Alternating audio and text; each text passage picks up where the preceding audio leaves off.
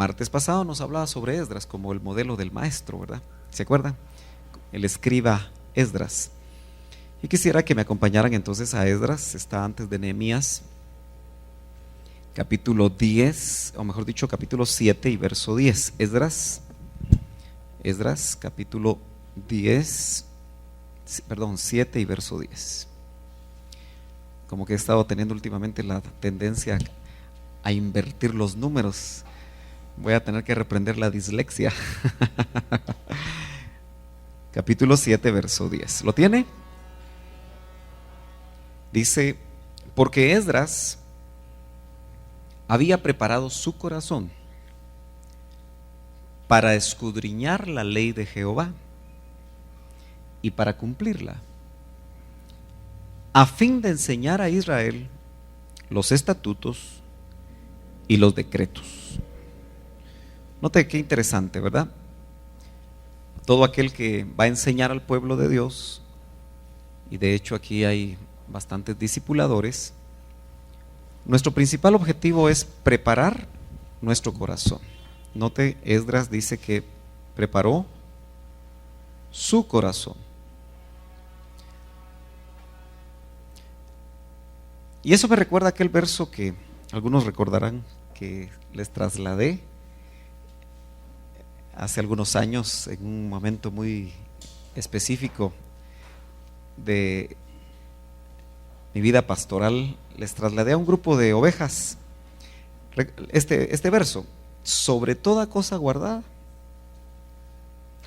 sobre toda cosa guardada, dice, guarda tu corazón. Como el hermano Roberto es muy bueno para buscar las citas, pero usted también puede buscarla, a ver cuál es esa cita. Me parece que es un proverbio. Sobre toda cosa guardada, guarda tu corazón, y añade, creo que es importante lo que añade, porque de él mana la vida. Este domingo que prediqué en la iglesia del hermano Alberto Baeza, el Señor puso una palabra siempre sobre el discipulado. Yo creo que yo le pedí al Señor que me trasladara qué quería compartir con ellos, y fue una palabra fuerte sobre el discipulado. Y es que cada vez estoy entendiendo que el que no se discipula es un asistente a una congregación. Y como asistente a una congregación yo me puedo pasar la vida entera asistiendo a una congregación y no crecer. Y una de las cosas que me hacía recordar el Espíritu de lo que nos enseñaba el doctor es que el discipulado es para el alma.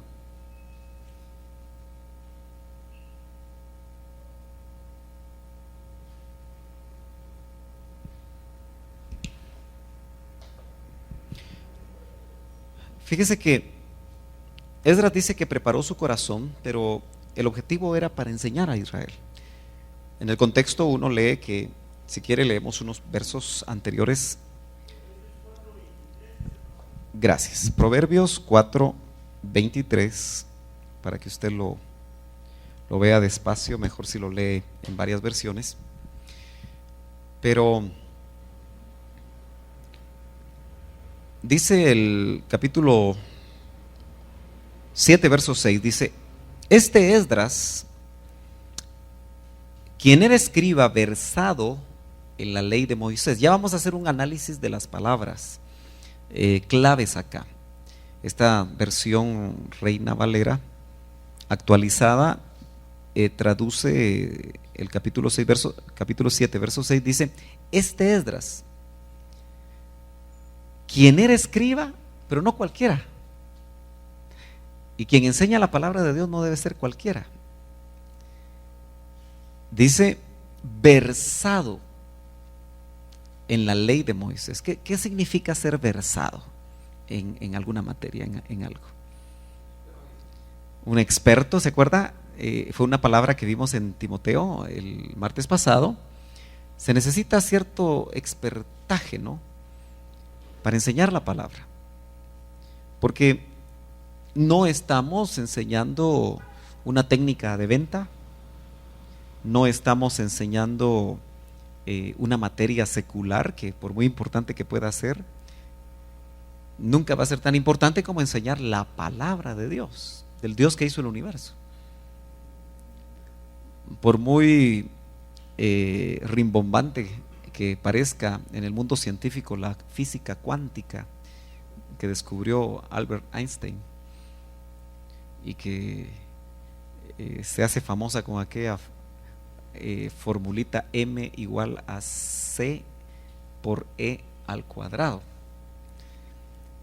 y todo lo demás, ¿verdad? Que obviamente ni yo lo entiendo completamente. Siendo ingeniero, pues no soy ingeniero cuántico, ¿verdad? No soy físico tampoco, pero ni eso es tan importante que enseñar la palabra del que creó esas leyes que mantienen unido al universo. Entonces, si se necesita expertise para eso, para esas diríamos clases seculares, ¿cómo no lo vamos a necesitar para enseñar la palabra? Entonces, yo aquí quiero hacerle una pregunta, pero no quiero que me la responda, ni siquiera parpadee, no voy a hacer que me dé cuenta.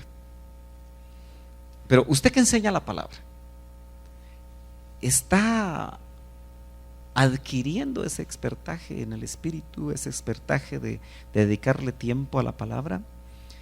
Porque Esdras fue escogido porque era versado en la ley de Moisés, es decir, se las sabía todas. Entonces, que Jehová Dios había dado, subió de Babilonia, el rey le concedió todo lo que pidió. Estoy en el verso 6, capítulo 7, pues la mano de Jehová su Dios estaba con él. Mire qué importante es que la mano del Señor esté con nosotros, hermanos. ¿Se acuerda de lo que platicamos el día sábado, los que vinieron en la noche, o en la tarde, mejor dicho, o al final de la tarde? Hablamos sobre José, ¿verdad? ¿Se acuerda? Sobre que José es rama fructífera, ¿verdad? ¿Se acuerda? Pero dentro de lo que vimos era que no importaba dónde estaba José, si era en la casa de Potifar, dice, y Jehová estaba con José y fue varón próspero. Y si estaba en la cárcel, y Jehová estaba con José y fue varón próspero. Y ahora vemos un común denominador en la vida de Esdras, el escriba, que por cierto, ahorita le voy a escribir algo acá, pero a veces se me agolpan a mí las ideas y me emociono y parezco ametralladora con diferentes conceptos, pero fíjese que lo interesante es que dice que Jehová su Dios estaba con él. Entonces nosotros tenemos que tener ese testimonio de que el Señor está con nosotros. Cuando vamos a enseñar la palabra, cuando vamos a servir al Señor, cuando vamos a trabajar. Bueno, sigamos. Dice, en el 7º año del rey Artajerjes, también subieron a Jerusalén algunos de los hijos de Israel y algunos de los sacerdotes, levitas, cantores, porteros y servidores del templo. Note que Esdras fue usado para restaurar el templo y especialmente el culto. Vino de Babilonia, fue enviado por el rey, un pagano, para restaurar el culto en Jerusalén, porque Dios movía a esos reyes aún paganos. O sea que Dios puede mover a un gobernante pagano si nosotros oramos. Que como dice Romanos, sean autoridades para bendición nuestra, no para otra cosa. Y acuérdese que Nehemías, que fue contemporáneo de Esdras, esos son 2 libros, Esdras, Nehemías, Esther, Job, Salmos, Proverbios, Eclesiastés. Es bueno aprenderse así el orden de los libros, ¿verdad? Esdras, Nehemías, Esther, Job, Salmos, Proverbios, Eclesiastés, Cantares, ¿o es al revés? Primero está Cantares y después Eclesiastés. Eclesiastés, Cantares. ¿Después qué sigue? Después de Cantares, ¿qué sigue? Isaías, ¿Sí? ¿Estamos bien? Jeremías, Lamentaciones. Nosotros los cristianos deberíamos de saber de memoria los libros. ¿No cree? Especialmente si enseñamos. Otro día hacemos un concurso para ver cómo va usted. Nehemías fue usado para restaurar las murallas de Jerusalén. Si Israel era algo así, perdón, Jerusalén, la ciudad, el templo estaba dentro de las murallas. Esdras restaura el templo y el culto, y esto es equivalente al espíritu.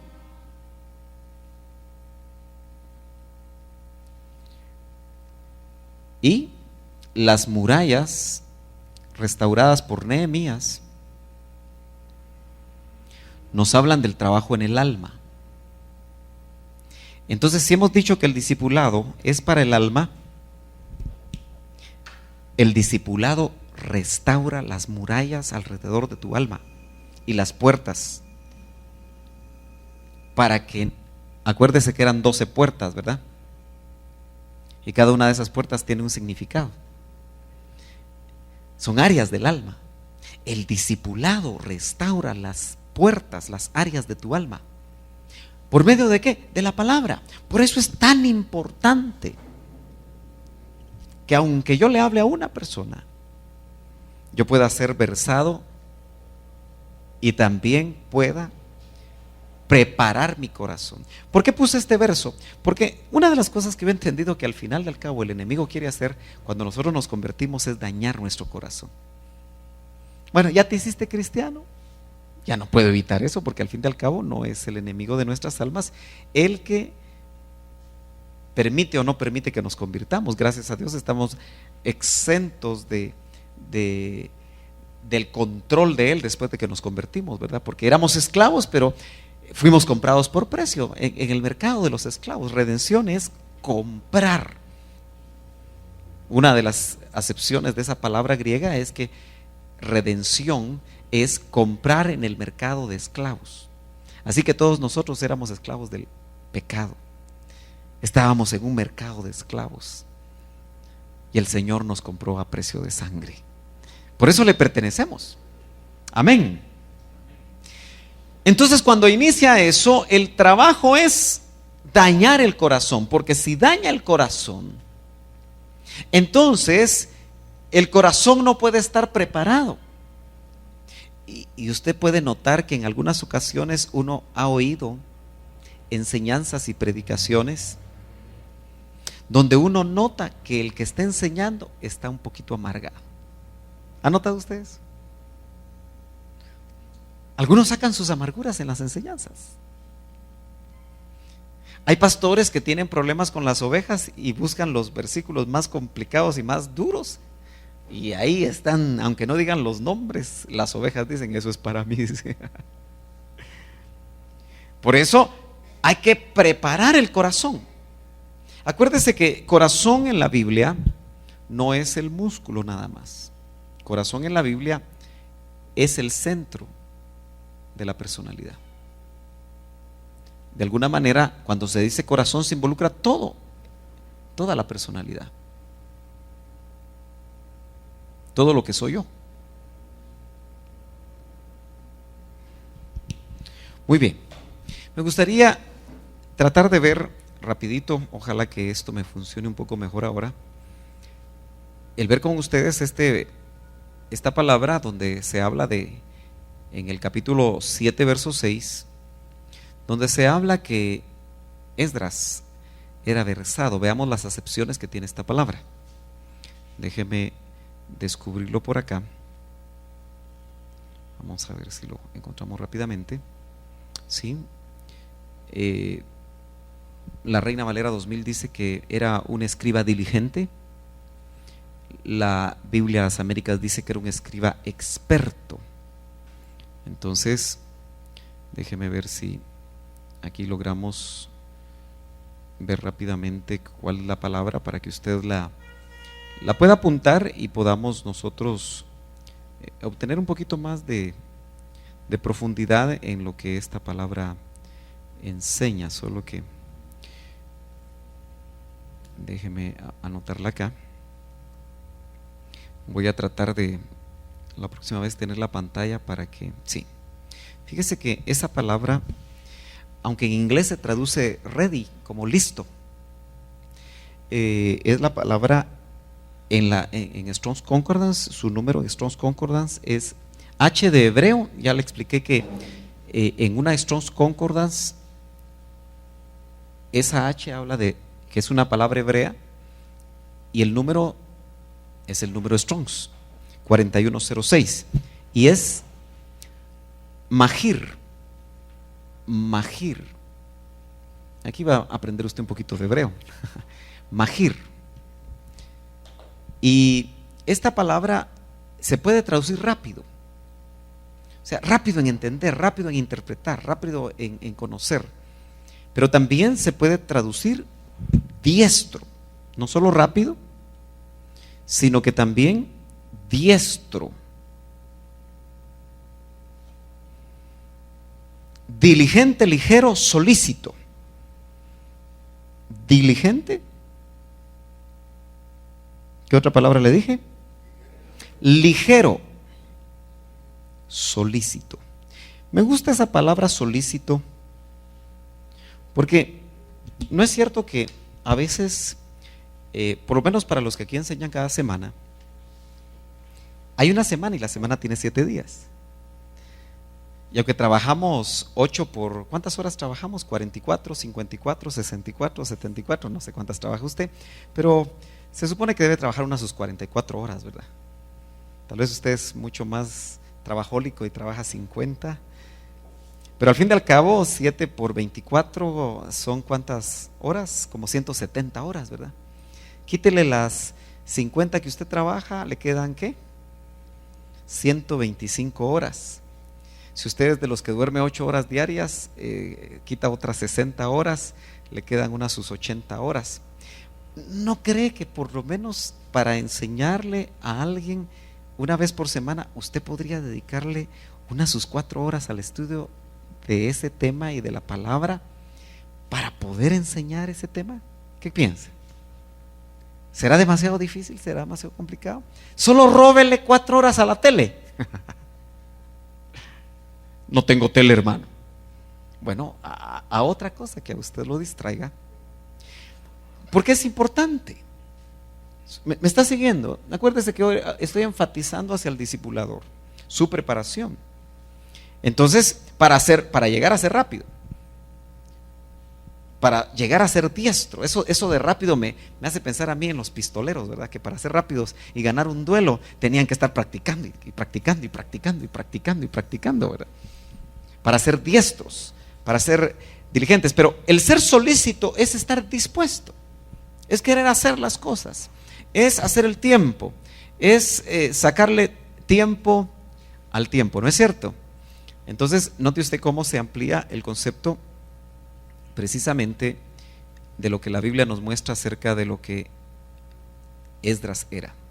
Ahora, vamos a seguir leyendo aquí en el verso 8 y dice: y vinieron a Jerusalén el quinto del año séptimo para el rey, porque, verso 9, porque el día primero del primer mes fue el principio de la partida de Babilonia. Voy a leer un poquito más adelante, que es lo que me interesa. Y dice, déjeme ver aquí, un poquito más adelante.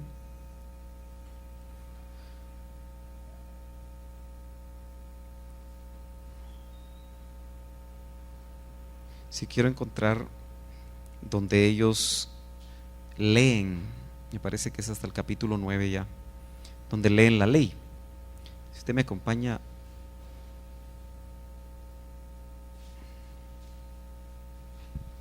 al capítulo 9,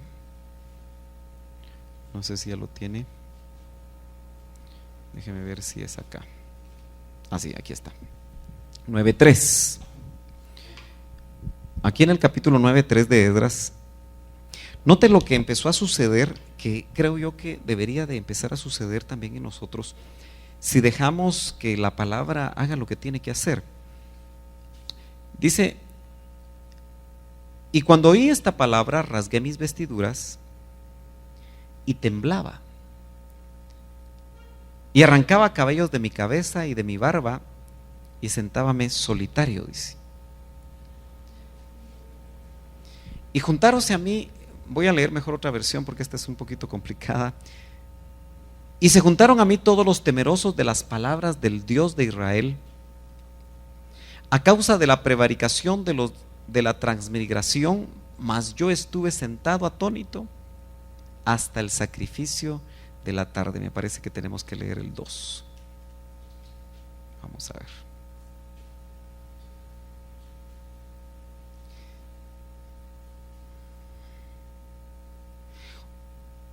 Ellos se habían encontrado con que la palabra les empezaba a hablar acerca de las cosas que habían hecho mal. Y por esa razón, cuando ellos empezaron a ver, a leer lo que la palabra de Dios había dicho, porque prácticamente ya no la habían leído, entonces ellos notaron que incluso ellos se habían casado algunos con mujeres cananeas. Y eso lo ve uno también en el paralelo de Nehemías. ¿No es cierto que cuando es enseñada la palabra, si la palabra verdaderamente penetra en nuestros corazones, nos pone contra la espada y la pared? ¿No es cierto que la palabra tiene como propósito realmente ser, como dice uno de los profetas del Antiguo Testamento, como plomada? ¿Se acuerda que a uno de los profetas le mostraron una plomada?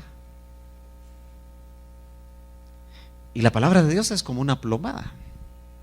Lástima que no cargo en el carro una plomada, pero cargaba una hace poco. Y lo que sirve una plomada es precisamente para ver si la pared que están construyendo está a plomo, ¿no es cierto? Está recta. Y si la palabra es como una plomada, cuando nosotros le enseñamos lo que estamos haciendo, es ver cómo está la vida de cada uno de nosotros, primeramente la nuestra. Casi es como ponernos el plomo aquí, ¿verdad? Y ver si nuestra vida no está así o asá. Porque a la larga es la palabra de Dios la que sirve de parámetro para que nosotros podamos agradar a Dios. Es tremendo cómo ellos dice que temblaban ante la lectura de la palabra y ante lo que les estaba mostrando. Y hay un verso que, si ustedes me ayudan a encontrarlo, creo que ya está aquí en el capítulo 10. Vamos a leer el capítulo 10, verso 1. Dice: mientras Esdras oraba y hacía confesión llorando, mire todo lo que había provocado, porque él había preparado su corazón. Yo no sé cuánto hace que usted llora por leer la palabra, o que hacemos confesión después de leer la palabra, y que nos postramos después de leer la palabra. Yo le aseguro que no muchito. Mientras Esdras oraba, estas son actitudes del maestro. Se lo voy a poner acá.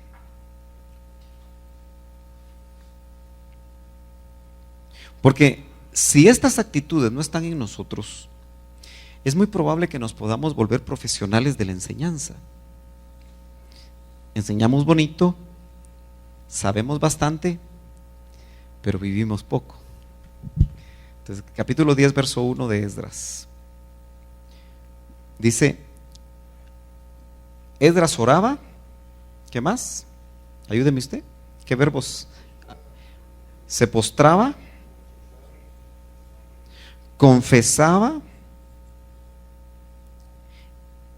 y lloraba.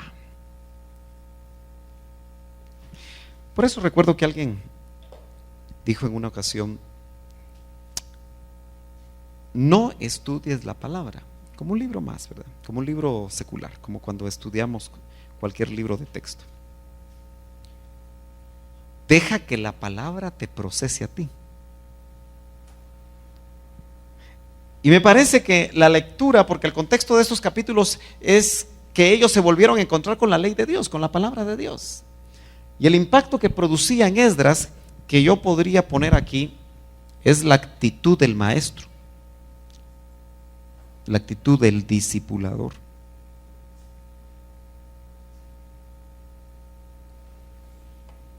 Es que antes de enseñar deberíamos haber orado, nos deberíamos haber postrado, no, deberíamos haber confesado lo que tenemos que confesar, deberíamos haber llorado. Y entonces dice, y postrándose delante de la casa de Dios se juntó a él. Note que por la actitud que él tenía, la gente lo buscaba. Se juntó a él una muy grande multitud de Israel. Y yo quiero que ponga usted atención acá. ¿Quiénes se juntaron a él? ¿Quiénes? Hombres, mujeres y niños. ¿Niños?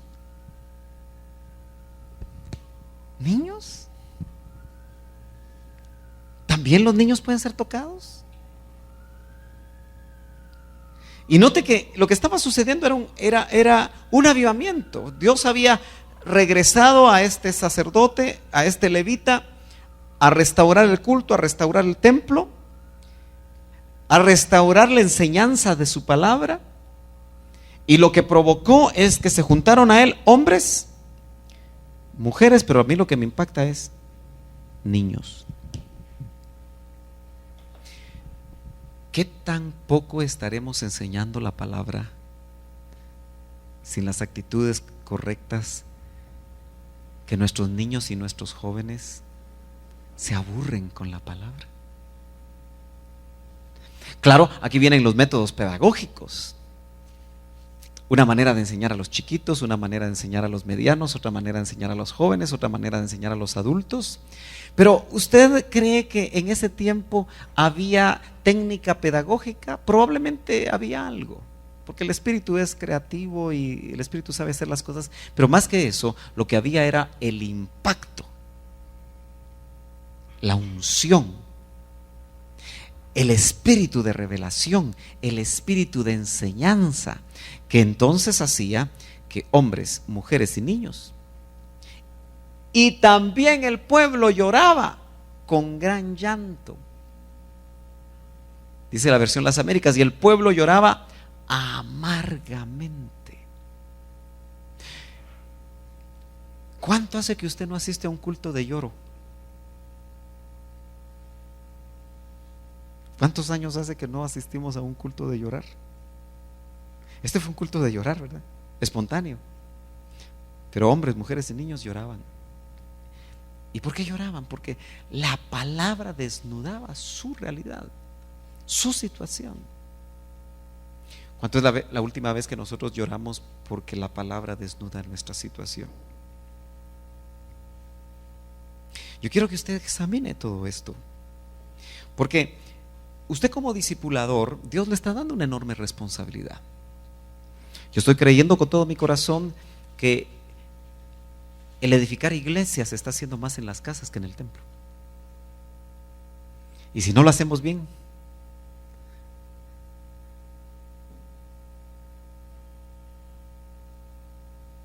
por eso yo creo que cuando enseñemos una palabra que nos haga orar, nos haga postrar, nos haga confesar, nos haga llorar, porque se ha dado cuenta que en los grupos grandes todo el mundo se siente con vergüenzas, con complejos. Ay, ¿qué van a decir si yo me postro? Pero ¿no será que un grupo pequeño que está teniendo comunión y donde se pueden compartir las cargas unos de los otros, no es más fácil postrarse? ¿No es más fácil llorar? ¿Qué dice? ¿Está muy serio usted? Entonces respondió Secanías, hijo de Jehiel, de los hijos de Elam, y dijo a Esdras: mire lo que provoca la palabra. Nos hemos rebelado contra nuestro Dios, pues tomamos mujeres extranjeras de los pueblos de la tierra, mas hay aún esperanza para Israel sobre esto. Ciertamente la falta de leer en la palabra, en la ley, que el pueblo de Israel no debía de casarse con mujeres extranjeras, había hecho que ellos lo hicieran. Ahora, yo quiero que usted ponga atención a esto. Ojalá que usted lo pudiera contextualizar despacio en su casa, leerlo despacio, meditarlo, visualizarlo. Pero note cómo la palabra hizo que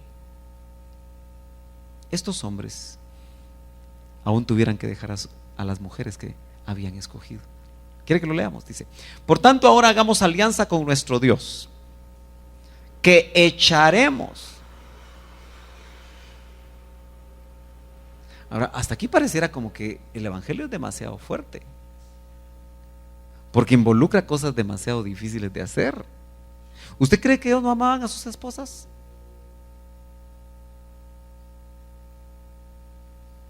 Pero fue tan impactante la enseñanza. Dice: echaremos todas las mujeres y los nacidos de ellas. Hasta aquí dice uno, la cosa sí está seria. Si usted y yo hubiéramos nacido en ese tiempo y nos hubiéramos equivocado en ese tiempo, ¿cómo hubiéramos actuado? Está difícil, ¿verdad? Si a veces cuando empiezan las demandas del evangelio pareciera como que nos parece muy duro, muy fuerte, mejor ya no, mejor no me meto, es que qué complicado, qué fanático ese pastor, qué fanáticos esos discipuladores, qué fanático Dios. Pero dice: según el consejo del Señor y de los que temen el mandamiento de nuestro Dios, y hágase conforme a la ley. ¿Hasta dónde nosotros estamos dispuestos, hermanos, a hacer las cosas conforme a lo que Dios pide? Levántate, dice, porque este asunto es tu responsabilidad, le dice a Esdras, pero estaremos contigo, anímate y hazlo. Esdras se levantó e hizo jurar a los principales sacerdotes, a los levitas y a todo Israel, que harían conforme a esta promesa, y ellos juraron. Después se levantó Esdras, verso 6, de delante de la casa de Dios, y entró a la cámara de Joanán, hijo de Eliasib.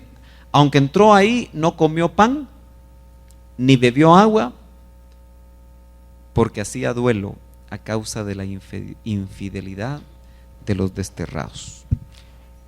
También ayunó, ¿verdad?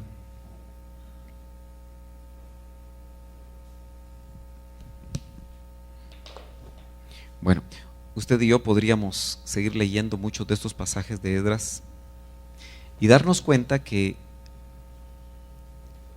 la palabra de Dios produce en nosotros cosas que nosotros no nos imaginamos.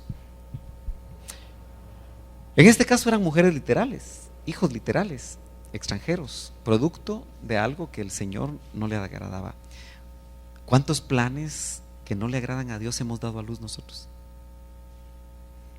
¿Habremos dado a luz algún plancito como el plancito que se disparó la esposa de Abraham? ¿Se acuerda usted del plancito humano que se disparó ella?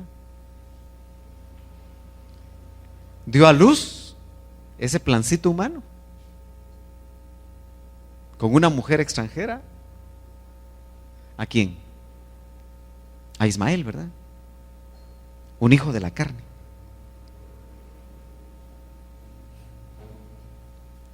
Y se recuerda que también lo tuvo que sacar de su ámbito. ¿Será que nosotros llevamos unos nuestros ismaelazos por dentro? ¿Ah?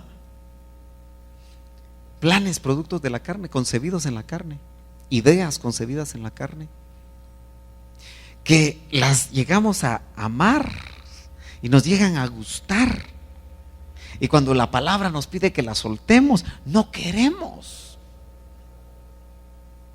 ¿Qué piensa?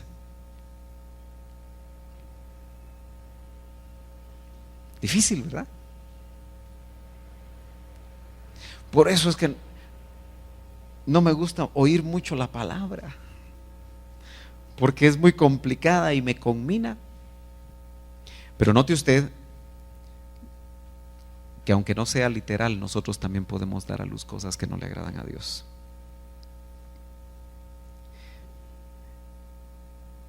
Uno puede darse cuenta cómo después de que hicieron todo esto, porque así termina prácticamente el capítulo 10.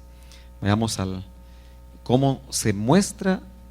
Usted lo puede ver despacio, aunque le puede parecer aburrido porque aparecen todos los que tuvieron que dejar. ¿Cómo termina el verso 44? El último verso dice: todos estos se habían casado con mujeres extranjeras, y algunos de ellos tenían mujeres que les habían dado a luz hijos. Y quedó asentado en la palabra. Y todos ellos tuvieron, bajo un pacto con Dios, por agradar a Dios y por buscar otra vez ser obediente a la palabra, tuvieron que hacer lo impensable quizá. Hay cosas en la vida, mis hermanos, que cuando discipulamos, por eso una de las cosas importantes es que cuando la palabra realmente produce estas cosas, primero en el discipulador y luego en los discípulos, entonces sí podemos entender que más que transmitirle a la gente solo enseñanzas, le estamos trasladando vida. ¿Sí? Porque estamos corrigiendo las cosas que se tienen que corregir. Estamos ordenando las cosas que debemos ordenar. ¿Usted se recuerda lo que el Señor le dijo a sus discípulos? En una ocasión les dijo: si lo que en vosotros hay, sus discípulos, apóstoles, parecen tinieblas. Fíjese, si él miraba el corazón de sus discípulos por medio de los dones. Si nosotros debemos anhelar que nuestros discipuladores tengan dones, rayos X, para ver qué le está pasando a los discípulos, para ver por qué están desanimados, para ver por qué están amargados, para ver por qué andan chismeando, para ver por qué están peleados con la otra hermana de la iglesia o el otro hermano, el joven con otro joven, o un niño con otro niño. ¿Cuántas cosas, verdad?, que uno puede ver de cerca en los pequeños grupos? Porque por medio de los dones, el Señor entonces dijo: si lo que en ustedes hay parecen tinieblas, ¿cómo no serán las mismas tinieblas? Dice. En otras palabras, el Señor desnudó la necesidad de sus apóstoles, de sus ministros, y eso nos indica que ningún ministro es perfecto. Por alto que sea el grado que el Señor le da al ministro en su llamamiento como sus apóstoles, tenían ellos que trabajar, y el discipulado y los discípulos va a haber en sus corazones tinieblas que solamente por medio de la luz del Espíritu y por medio de la palabra revelada se va a sacar a luz. Dice que no hay nada oculto que no vaya a ser expuesto.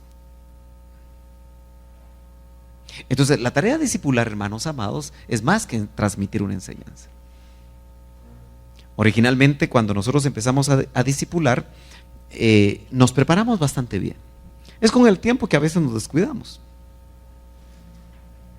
Pero eso es solamente una parte, la preparación. Lo más importante es el discernimiento. ¿Usted no cree que aquí en la oración, o en el confesar, o en el llorar, o en el ayunar, o en el postrarse, viene revelación sobre lo que le está aconteciendo a alguien? ¿Cree usted que sí? Y que entonces uno puede incluso en una reunión aparte decirle: mira, el Señor me mostró de tu vida esto, esto y esto. ¿Qué dices tú? ¿Usted se imagina cuántas enseñanzas nosotros tendríamos que darle a una persona si no tuviéramos ningún tipo de discernimiento? Tal vez 1000 enseñanzas y no pasa nada. Cuando de repente en una sola sentada el Señor puede abrir el panorama y entonces encaminar a la persona a mostrar: mira lo que hay en tu corazón. ¿Cuántos saben que a veces somos orgullosos? A veces hay orgullo en nuestras almas y no lo queremos aceptar.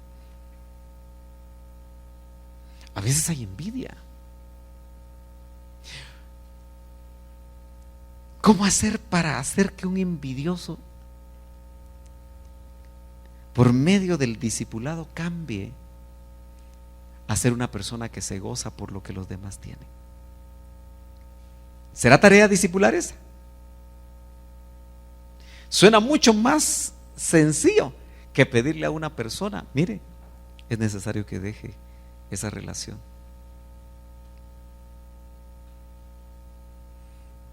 Mire,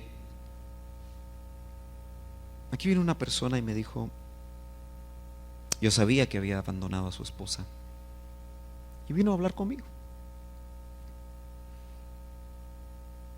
Y estaba viviendo con otra mujer. Y me dijo, ¿tú me permites congregarme aquí? Y me explicó cómo estaba el asunto, afortunadamente. Y le dije, no. Porque mientras tú estés en pecado, porque estaba en pecado, y al pecado hay que llamarlo pecado. ¿Será que fui un pastor muy duro? Pero le dije, mira hermano, mientras tú estés así y no arregles la situación, porque otra cosa fuera que tú estuvieras restaurándote. Acabas de dejar a tu esposa, vives con otra persona, estás fornicando con ella, y bueno, se fue. No sé si encontró, me imagino que encontró algún lugar donde lo recibieran. Tal vez el pastor no lo sabe, tal vez el discipulador no lo sabe, tal vez ni discipulador hay ahí. Pero mi pregunta es, ¿será demasiado fuerte poder decirle a la gente por medio de la palabra, estás en pecado?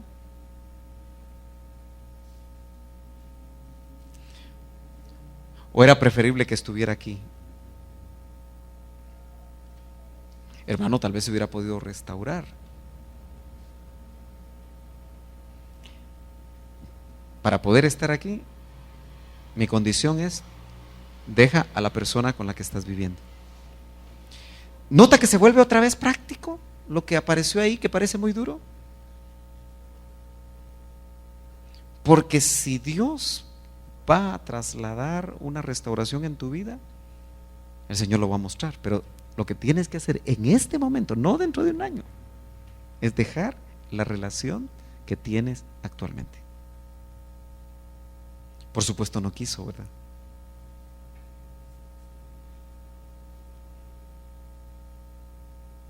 ¿Se da cuenta usted que por medio de la palabra se tienen que tomar decisiones difíciles? Porque indudablemente lo que sucedió al pueblo es que por falta de conocimiento, dice, mi pueblo perece por falta de conocimiento. Donde no hay visión, el pueblo se desenfrena, ¿sí? Y la visión la da la palabra y la revelación del Espíritu. Entonces, nosotros tenemos que darnos cuenta que el discipulado entonces va a llegar hasta meterse y a veces tener que decirle al hermano, mira, estás así, estás asá. ¿Y cuántos saben que eso no gusta? ¿Verdad que a nadie le gusta que le digan cómo está?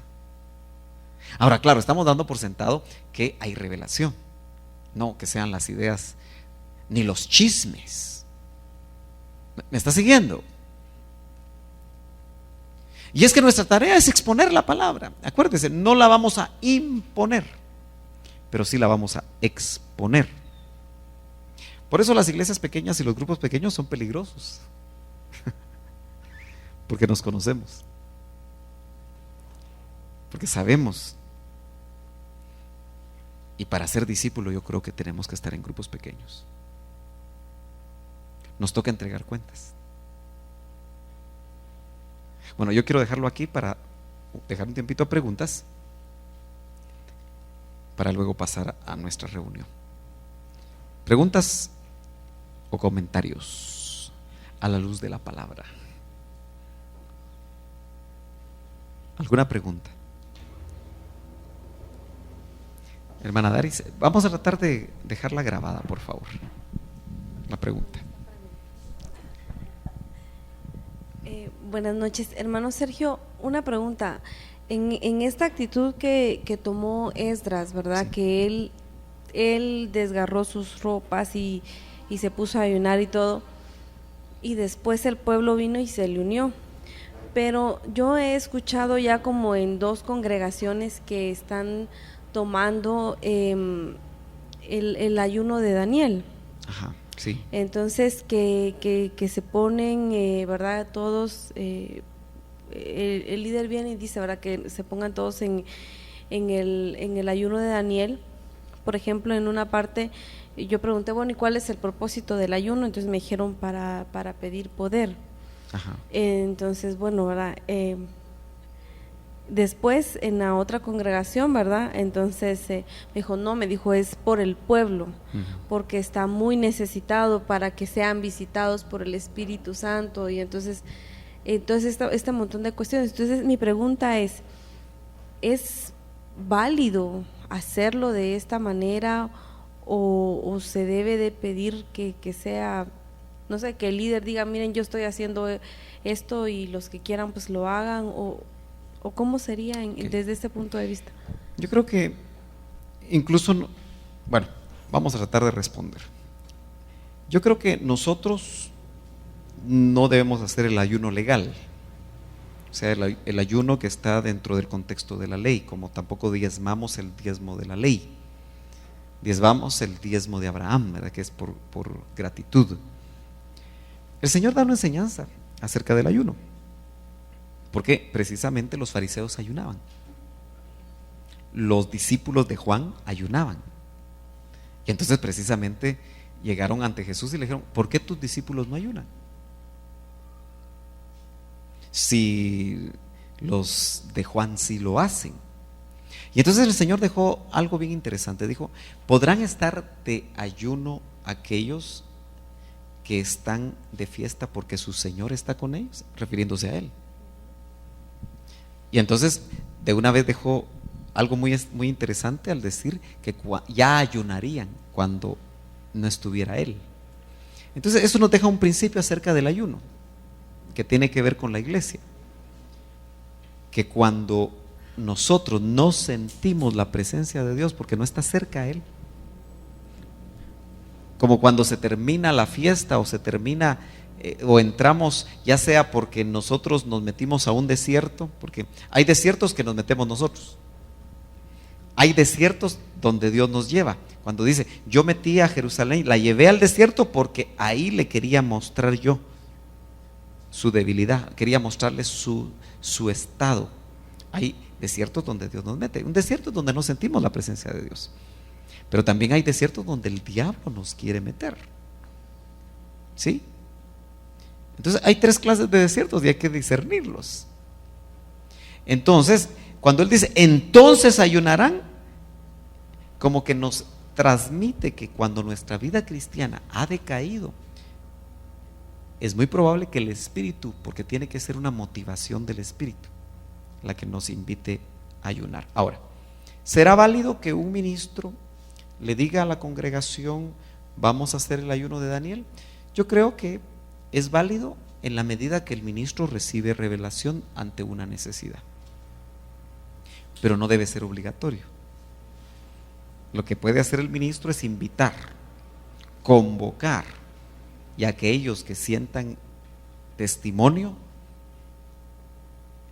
yo creo que van a participar de ese ayuno. Yo creo que cuando el Espíritu realmente quiere invitar al ayuno, porque si es válido, el ayuno rompe las coyundas de impiedad. O sea, hay mucho que hablar sobre el ayuno, es válido el ayuno. Yo sé que hay denominaciones que no ayunan, especialmente las tradicionales no ayunan. Son más las iglesias llamadas pentecostales o neopentecostales las que ayunan. Y entonces hay una polémica doctrinal en cuanto al ayuno. Creo que para dar una respuesta muy corta a una pregunta muy larga, es que debemos ayunar cuando el Espíritu Santo nos invite a ayunar. Sin embargo, quiero añadir algo. Desde que en el himno se dijo que el ayuno era por guianza, nadie sintió guianza. Imagínense. Porque el problema es que carnalmente hablando, acuérdense que el ayuno es algo que mortifica la carne. ¿Sí? Porque dejar de comer mortifica la carne. Ahora, ¿qué es el ayuno de Daniel? Pues es comer solo vegetales. Así le llaman. Miren, yo creo que se han agarrado muchos conceptos porque Daniel lo que ayunó fue, no comió carne. Y yo he oído entre ministros a veces que dicen que el Señor los movió a hacer el ayuno de Daniel. Yo creo que son remas, esos son pactos personales, remas. Si la esposa recibe un rema de hacer el ayuno de Daniel, que no obliga al esposo